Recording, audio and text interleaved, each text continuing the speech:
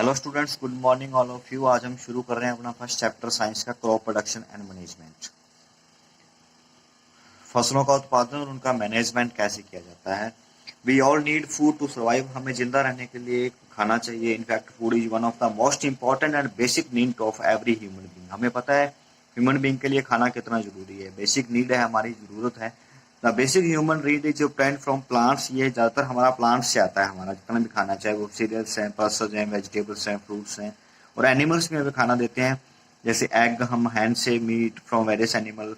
Plants and animal both are interdependent and life without plant is not possible. हमें बहुत पहले क्लासों में हमने पढ़ रखा है कि प्लांट्स और एनिमल्स दोनों इंटरडिपेंडेंट रहते हैं, एक दूसरे के ऊपर डिपेंड रहते हैं। Without plant is not possible. कुछ प्लांट्स के बिना कुछ भी पॉसिबल नहीं होता। Food is necessary for our basic needs. It provides us energy and material required for the growth and maintenance of our body. कि हमारी नेसेसरी जो है, जरूरत है खाना, वो इसलिए क्योंकि ये हमारी बेसिक नीड है। मटेरियल जितना भी हमें रिक्वायर होता है ग्रोथ करने के लिए, मेंटेनेंस हमारी बॉडी करने के लिए, वो क्या है, खाना है। The term agriculture is derived from two Latin words. जो एग्रीकल्चर का वर्ड आया है वो लैटिन वर्ड से आया है। एगर विच मीन्स फील्ड होता है एंड कल्ट्रा मीन्स कल्टीवेशन। यानी कि एग्रीकल्चर क्या मतलब हो गया, कल्टीवेशन ऑफ फील्ड और लैंड, यानी कि धरती को जोतना ही एग्रीकल्चर कहलाता है। इन ए ब्रॉडर सेंस, बड़े बात में अगर साइंस की भाषा में हम कहें तो it is the science of growing plants and raising animals useful to human. कि साइंस है ये प्रकार जिसमें प्लांट्स और एनिमल्स को पाला जाता है ह्यूमंस के यूजफुल के लिए। Agriculture includes the cultivation of land and breeding the management of crops and animals. Horticulture होता है, हॉर्ट्स का मतलब गार्डन, कल्टा मीन्स कल्टीवेशन, गार्डन बगीचों का, बाग बगीचों की जो फसल खेती जाती है उसको हॉर्टिकल्चर, या जो भी हमारे फ्रूट्स की ऑर्नामेंटल प्लांट्स होते हैं उन सब की जो फसलें हम बोते हैं उसको क्या बोला जाता है, हॉर्टिकल्चर बोला जाता है।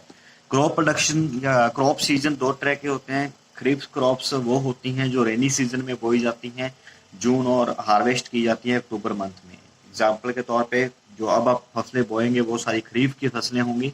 उसमें आप जो भी बोना चाहो बो सकते हो, जैसे कॉटन, मेज, सोयाबीन, ग्राउंडनट, पैडी, है ना, ये सब चीजें।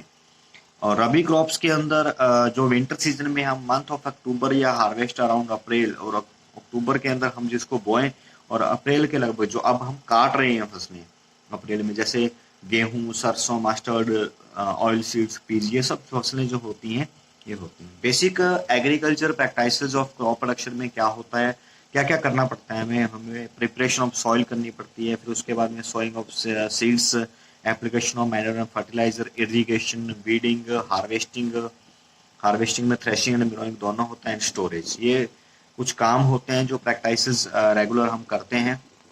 सबसे पहला काम जो है वो है प्रिपरेशन ऑफ सॉइल, मिट्टी को तैयार करना। Before sowing the seed it is important to prepare the soil. मिट्टी को तैयार करना, प्रिपेयर करना जरूरी होता है। Preparation of soil is done by turning and loosening the soil. अगर प्रिपरेशन करते हैं तो मिट्टी जो लूज हो जाती है, जिसके अंदर हवा का, पानी का बहाव बह जाता है, it helps in loosening the soil so that it can hold water and air, जिससे कि हवा क्या हो जाए, मिट्टी में हवा और पानी स्टोर कर सके, इसलिए उसको लूज किया जाता है पहले। The loose soil also help in the growth of earthworms and microbes. जितने भी हमारे फ्रेंड कीड्स हैं, माइक्रोबेस, सूक्ष्म जीव, केंचुए हैं, उनको हेल्प करती है, रिच इन न्यूट्रिएंट्स हो जाती है। It is also easy to mix the fertiliser and manure in the loose soil. Loose मिट्टी होगी तो उसमें हम मैन्योर और फर्टिलाइजर को अच्छे से मिक्स कर सकते हैं। It aerates the soil, the roots can thus breathe easily. Aerates का मतलब हवा मिट्टी खुल जाती है अगर उसको जोत दें पहले, तो जिससे कि प्लांट्स की रूट्स हैं वो इजीली क्या कर सकती हैं, सांस ले सकती हैं। It helps in easy penetration of the roots of seedling. Penetration का मतलब होता है फैलना, जड़ों को फैलाने में। अगर लूज मिट्टी है तो जड़ों को फैलने में आसानी रहती है, सीडलिंग को लगने में आसानी रहती है। Nutrients rich soil is brought up from lower level of soil. नीचे जो न्यूट्रिएंट्स रिच मिट्टी है जिसमें बहुत सारा न्यूट्रिएंट्स प्रेजेंट है, उसको ऊपर लाया जाता है जोत के, जिससे कि प्लांट्स उसका यूज कर सके। It helps in removing the weeds by uprooting them. अगर खरपतवार हमारे खेत में है तो उसको भी क्या कर सकते हैं, हम रिमूव कर सकते हैं। अब कैसे की जाती है प्लाविंग या टिलिंग? प्लाविंग या टिलिंग किसे कहते हैं कि the process of turning and loosening the soil is called ploughing.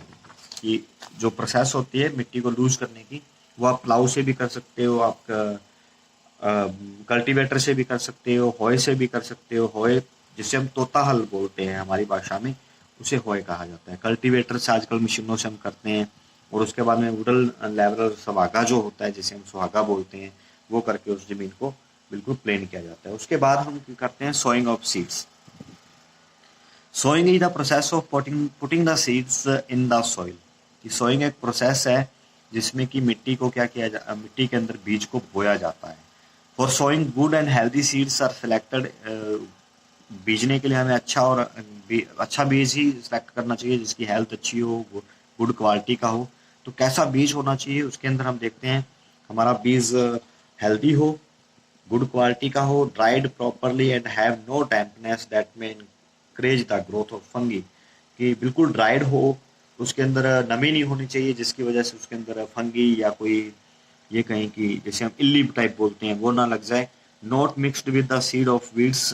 खरपतवार के बीज के साथ ना वो मिक्स हो जाए, अगर नहीं तो फिर वो खरपतवार साथ में उग जाएगा। वो फ्री फ्रॉम एनी इन्फेक्शन। हमारा जो बीज है वो फ्री होना चाहिए इन्फेक्शन से। Stored in strong bags. अच्छे बैग्स के अंदर वो स्टोर्ड रहना चाहिए। Free not contaminated with wastage, rotting food material, excreta of animals, extra platform activity for to find healthy and good seeds. कि गंदा, मैं कहने का मीन्स आपका जो बीज है वो खराब चीज के साथ नहीं रहना चाहिए, सड़ी गली चीजों के पास नहीं रहना चाहिए, वो बिल्कुल स्वस्थ होना चाहिए। अब एक्चुअल में सोइंग होती क्या है? The process of spreading the seeds in the soil to germinate is known as sowing. उगने के लिए बीज को मिट्टी में डाल देना या मिट्टी में बो देना ही सोइंग कहलाता है। For sowing seeds the following points must be kept. Proper spacing of the seed must be ensured. कि प्रॉपर एक पौधे और दूसरे पौधे के बीच में प्रॉपर गैप होना चाहिए ताकि वो अच्छे से सनलाइट, उनको कार्बन डाइऑक्साइड गैस, नीचे मिट्टी से न्यूट्रिएंट्स उनको पूरा मिले, इसलिए प्रॉपर गैप होना चाहिए।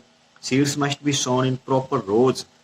एक सही रोज के अंदर या सही लाइनों में बोया जाना चाहिए ताकि उनको इजीली पानी अच्छे से मिले। ट्रांसप्लांटिंग जब हम पानी लगाएं तो उनको अच्छे से करें। Seeds must be sown at a reasonable depth. अच्छी ये नहीं है बहुत ज़्यादा डेप्थ में हम बीज को बो दें या बहुत ऊंचा ही बीज को रख दें। अगर बहुत ज़्यादा डेप्थ में बो देंगे तो वो उगेगा नहीं, अगर बहुत ऊपर रख दें तो हो सकता है वो कीड़े मकोड़े उसको खा लें। तो इसलिए उसकी प्रॉपर डेप्थ होना भी जरूरी है। आप कैसे, how to find and good and healthy seeds, activity 4 आपका होमवर्क है, आपकी एक्सरसाइज। उसके बाद है seeds must be sown in proper season. और सीड्स को ज़्यादातर प्रॉपर सीजन में ही बोया जाना चाहिए अच्छी फसल के लिए। Soil must be prepared well so that it has adequate moisture content for the germinate of seeds. Soil बढ़िया से प्रिपेयर होनी चाहिए ताकि उसके अंदर इतना मॉइस्चर हो कि वहाँ पे जो बीज है वो जर्मिनेट कर ले, अंकुरण कर ले या लग जाए।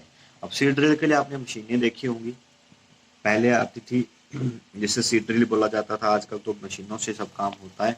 एनिमल्स के थ्रू भी हम सीड ड्रिल से मशीन लगा सकते हैं।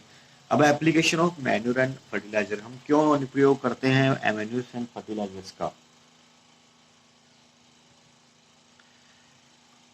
Crops plants obtain their requirements of minerals nutrients from the soil.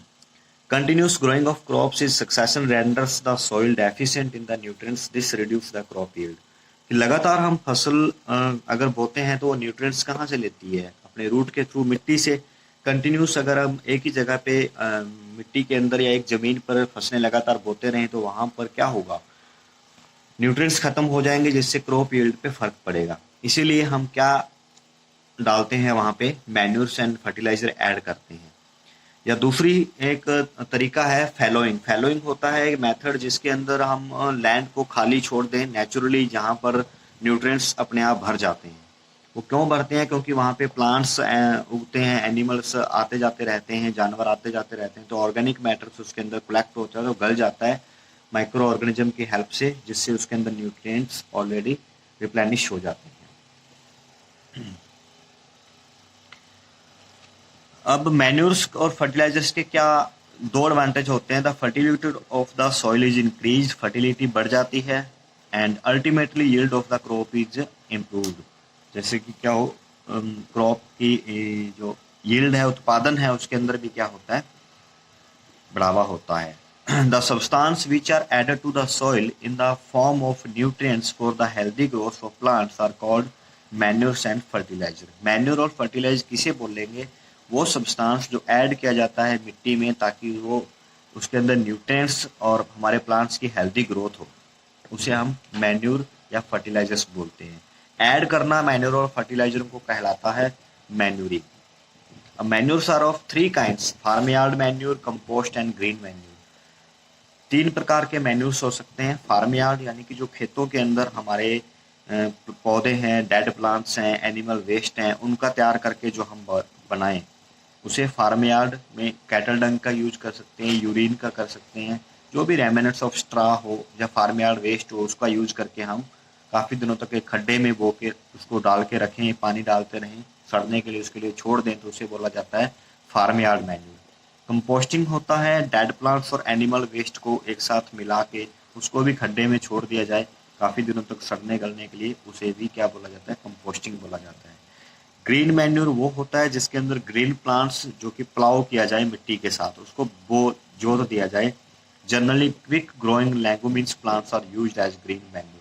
जैसे हम जितने भी लेगुमिन्स प्लांट्स वो होते हैं, जितनी भी पल्सेस हैं जिनकी रूट्स के ऊपर नोड टाइप गांठों की तरह गांठें सी होती हैं, उन्हें लेगुमिन्स प्लांट्स बोला जाता है। जैसे कि चने की आप जड़ों के ऊपर देखोगे तो आपको वहाँ पे गांठें सी नोड टाइप मिलती हैं, जिसे कम बोला जाता है लेगुमिन्स प्लांट्स। और भी बहुत सारे फर्टिलाइजर्स आते हैं जिसमें हम NPK यानी कि नाइट्रोजन, फास्फोट, पोटेशियम, यूरिया और भी बहुत सारी जो फर्टिलाइजर्स तैयार होते हैं हमारी फैक्ट्रीज के अंदर, वो भी हम यूज करते हैं। आगे आपके यहाँ पे दिया हुआ है मैनर और फर्टिलाइजर के बीच में डिफरेंस, ये आप खुद रीड कर सकते हो। अब हजार्स ऑफ यूजिंग फर्टिलाइजर, क्या नुकसान होते हैं फर्टिलाइजर्स के? The use of fertilizers has brought about significant increase in the yield of crops such as wheat, maize and rice. The continuous use has made soil less fertile and has also caused water pollution. कि अगर बहुत ज़्यादा fertiliser हम use करते हैं तो एक बार तो हमारी जो फसलें हैं, चाहे वो गेहूं है, मक्का है, चावल है, वो बढ़ जाती हैं, लेकिन लगातार अगर हम मिट्टी के अंदर उसका यूज करते रहेंगे तो उसका उपजाऊपन खत्म हो जाता है और वाटर पोल्यूशन भी होता है।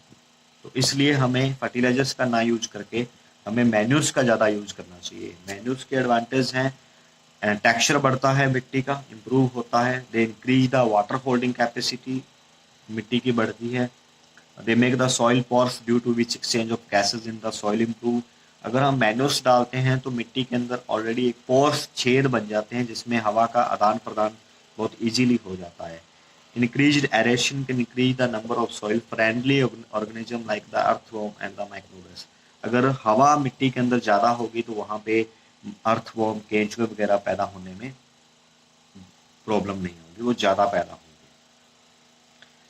क्रॉप रोटेशन एक अनदर मेथड है कि हम एक मिट्टी के अंदर या एक खेत में फसल को रोटेट करके, यानी कि एक बार फसल को बो लिया तो नेक्स्ट टाइम उस फसल को ना बो के वहाँ पे कोई नई फसल बोई जाए। तो ये भी एक तरीका होता है, क्योंकि एक पर्टिकुलर प्लांट्स को पर्टिकुलर ही न्यूट्रिएंट्स चाहिए ग्रोथ करने के लिए। तो ये भी एक अच्छा तरीका है क्रॉप रोटेशन कि जिससे कि मिट्टी का जो फर्टिलिटी है, सॉइल की फर्टिलिटी है, वो बनी रहे। Thank you. बाकी हम पढ़ेंगे कल।